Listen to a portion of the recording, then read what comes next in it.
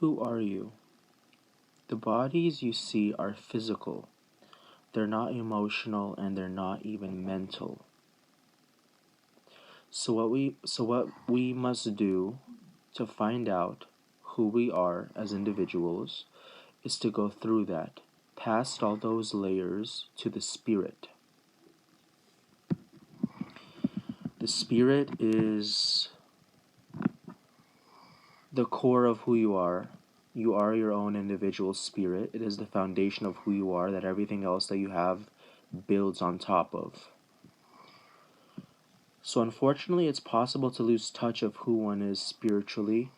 And when this happens, the spirit is basically injured. The more and more one loses touch of who they are spiritually, the more injuries the spirit gets.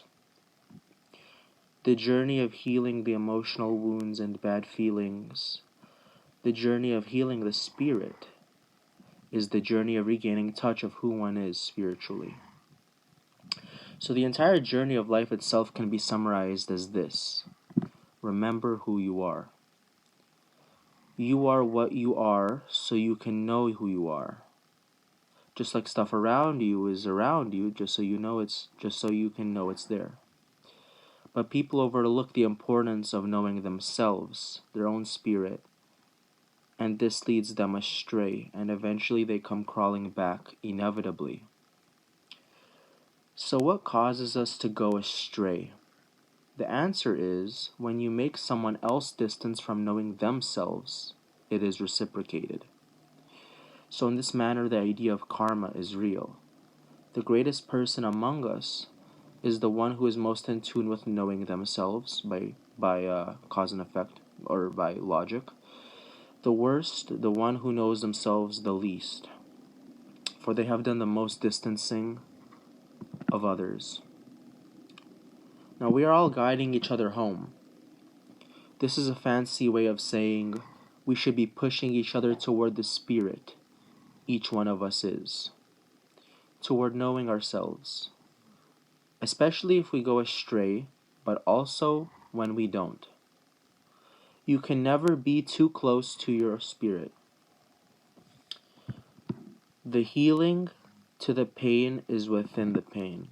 So to heal the lack of knowing thyself, these emotional wounds, is by resisting what can be called the devil. The devil is desire. Desire is a sickness in and of itself, and is a sign that something is being lost. What is being lost? Your knowledge of self. That's the feeling of desire, the secret behind it. It is not a symptom of wanting something. So, what is desire? It is a sickness, and it's not you. I want something. That's not what a desire is. A desire is a sickness. Once you have the moment you have a desire, you're not content. So the sickness is already there. You already lost, and you have to heal it. And so, what is being lost?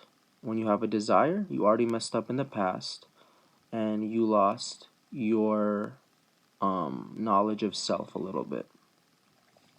So life is all about staying close to the soul and knowing your soul, and essentially starving every desire dry, taming the ego.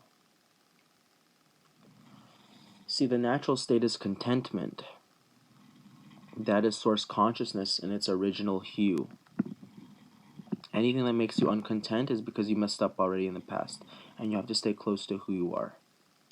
Remember who you are, so that you don't suffer, so that you're not confused, so that you don't have anxiety and depression, so you're well in all ways. I will not tell you who you are, because I don't know you. I don't know who's watching this video. But I will say you have to get rid of the notions you might have now that are in the way. Go within and ask yourself, and see what about you seems forced or superficial or fake. And explore what is in you that is real, and what is about you that is real. A lot of us have preconceived notions about who we are. We have an idea, a concept, but it's nowhere near who we are because we're so distanced. And the journey of spirituality, which everyone should really be on, and we are, but some people are not practicing, is knowing your own self.